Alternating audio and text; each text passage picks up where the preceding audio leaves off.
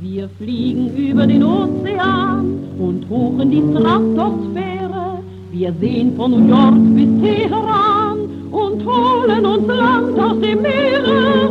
Wir sprechen von Oslo nach Samarkand, ohne die Stimme zu heben. Wir können im südlichsten Feuerland Jack Hilton aus London erleben. Die Welt ist klein geworden, so winzig klein geworden, du grüner Ball, mit dem du gerne spielst. Sie ist ganz ein geworden und allgemein geworden und wartet ab, wohin du damit zielst. Wirst du die Macht, die du dir schufst, zum Guten wenden, wird sie dich blenden mit ihrer Pracht. Die Welt ist klein geworden, der Widerschein geworden von dem, was Menschenkraft aus ihr gemacht.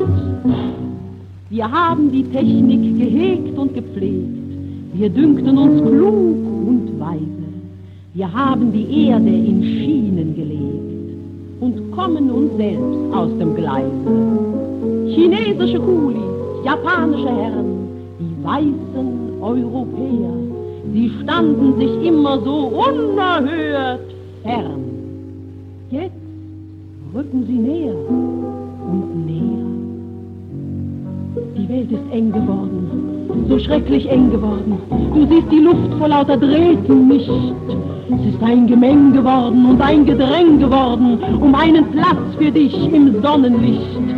Was nützt die Ernte dir, die unter Dach und Fach war? Der böse Nachbar nimmt sie dir weg. Die Welt ist eng geworden, es ist ein Gezänk geworden um jedes noch so kleine Stückchen Dreck. Wir sausen mit 1000 PS dahin, wir können es nicht mehr lassen. Wir sitzen im Turm von Babel drin und können uns nur noch hassen. Wir haben das Licht elektrisch gemacht und können uns trotzdem nicht sehen. Wir haben ein Esperanto erdacht und werden uns niemals verstehen.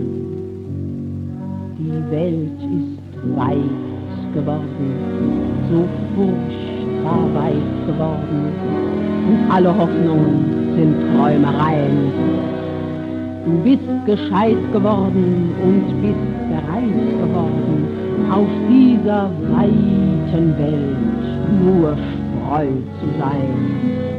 Was dein Gehirn zu deinem Wohl erfunden, hat dich gebunden und nicht erlöst.